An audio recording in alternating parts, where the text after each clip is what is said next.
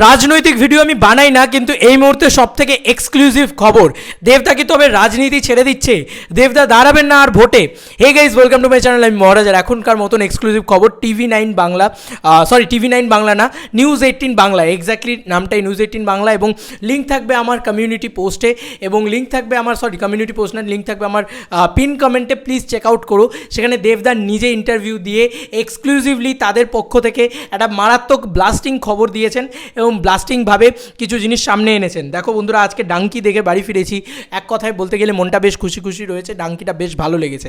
কিন্তু এর সাথে সাথে একটা জিনিস তো মানতে হবে, এই যে পলিটিক্সে দেবদার সঙ্গে সঙ্গে, এটা তো খুব সত্যি কথা যে দেবদার মানে শুধু খ্যাতি নাম হয়েছে, তার সঙ্গে সঙ্গে এটাও বলা হয়েছে দেব একমাত্র খুব ভালো মানুষ, তবু সে কেন এখানে জুড়ে রয়েছে, এরকম জিনিসপত্র। এবং তাকে নিয়ে প্রচুর ট্রোল, প্রচুর মিম হয়েছে যে সে কেন পলিটিক্সে রয়েছে, সে কেন পলিটিক্স করে বলে সে অনেক সুযোগ সুবিধা পায়, এই ধরনের বক্তব্য প্রচুর করা হয়েছে। তাই দেবদার যদি সিদ্ধান্ত হয় যে সে পলিটিক্সে দাঁড়াবে না, তাহলে একদমই সে ঠিক সিদ্ধান্ত নিয়েছে বলে আমার মনে হয়।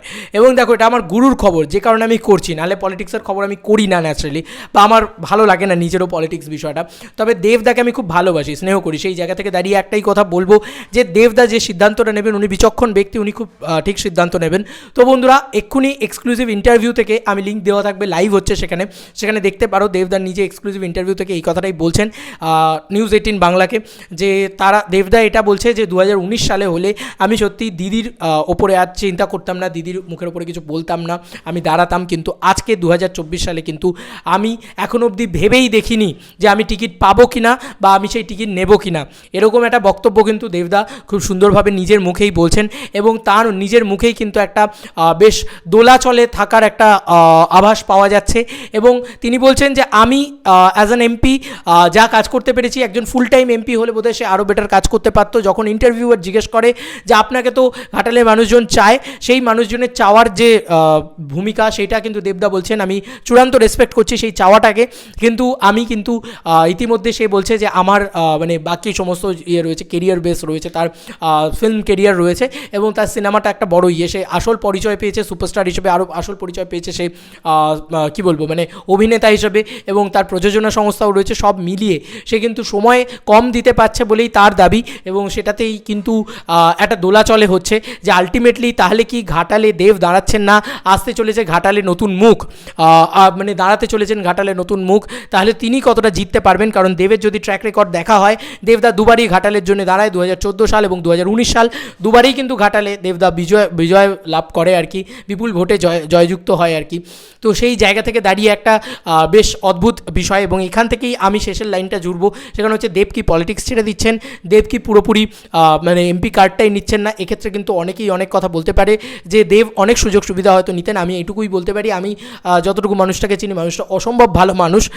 তো তিনি এই সুযোগ সুবিধা প্রচুর হয়তো পেতেন, বা কি পেতেন না পেতেন সেটা তো আমার অবগত নয়। তাই জন্য আমি বলছি যে এক্স্যাক্টলি বলবো যে অনেক কিছু থেকে হয়তো বঞ্চিতও হবেন, আবার অনেক ট্রোলের হাত থেকেও তিনি হবেন। অনেক জায়গায় দেবদাকে এটা বলা হয় পলিটিক্স করে বলে সেই মানুষটা বেশি হল পায়, পলিটিক্স করে বলে নাকি তার বক্স অফিস বাড়িয়ে দেওয়া হয়, এই সমস্ত বক্তব্য তার এগেনস্টে লাগানো হয়। তো সেই যদি জিনিসপত্রগুলো সবটাই সরে যাবে যদি তিনি এমপি হিসেবে নাই দাঁড়ান, এটা কিন্তু না জেতার ফল নয়, এটা কিন্তু হেরে যাওয়ার ফল নয়, এটা কিন্তু না দাঁড়ানো, নিজের সিদ্ধান্ত না নেওয়া, যে পরিষ্কার বলা যে না আমি দাঁড়াবো না আর।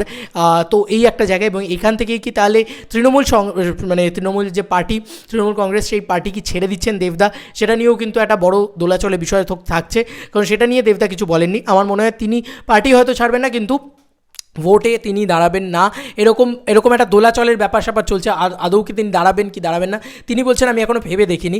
এরকম একটা মানে সিদ্ধান্তে, এরকম একটা সময় যেখানে আর কয়েকদিন বাদেই আমরা 2024-এর এই ভোট দেখতে পেতে চলেছি, এবং একটা কেন্দ্রীয় ভোট, সেইখানে দেবদা মানে এখনও অবধি ভাবেনই কিছু, তিনি কি আদৌ দাঁড়াবেন সেটা নিয়ে একটা দোলাচলে থাকছে। তোমাদের কার কি মতামত, অডিয়েন্স রিয়াকশন আমি চাইছি, অডিয়েন্স কি বলছে কমেন্ট সেকশনে প্লিজ জানিও, যে দেব একজন ভালো মানুষ হিসেবে যদি না দাঁড়ায় সেটাই কি উচিত হবে দেবদার, নাকি দেবদার এই পার্টির হয়ে আবারও দাঁড়ানো উচিত ভোটে, সেটা কি উচিত হবে দেবদার, নাকি দেবদার এই পলিটিক্স ছেড়ে দেওয়াটাই ভালো তার ফিল্ম কেরিয়ারের জন্য, সেটা সবটাই তোমরা জানিও কমেন্ট সেকশনে।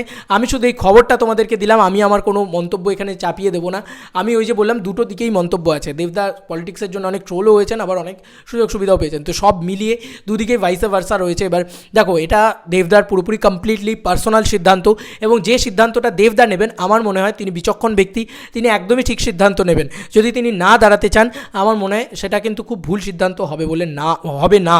আমার অন্তত ফুল সাপোর্ট আছে দেবদাকে, ফুল যেটাই দেবদা করুক, কারণ দেবদা একজন বিচক্ষণ ব্যক্তি এবং সত্যি একজন ভালো মানুষ। সেই মানুষটাকে মানুষ হিসেবে চিনে আমি এইটুকুই বলবো যে এই মানুষটার প্রতি আমার ফুললি রেসপেক্ট থাকবে। দাদা তুমি যেটা করবে সেটা মানে ভালোর জন্যই করবে, এটুকু আমরা জানি। তোমাদের কার কি মতামত পুরো এন্টার বিষয়টাকে নিয়ে জানিও কমেন্ট সেকশনে। চলো বন্ধুরা, নতুন কোনো ভিডিওতে দেখা হবে, বাই।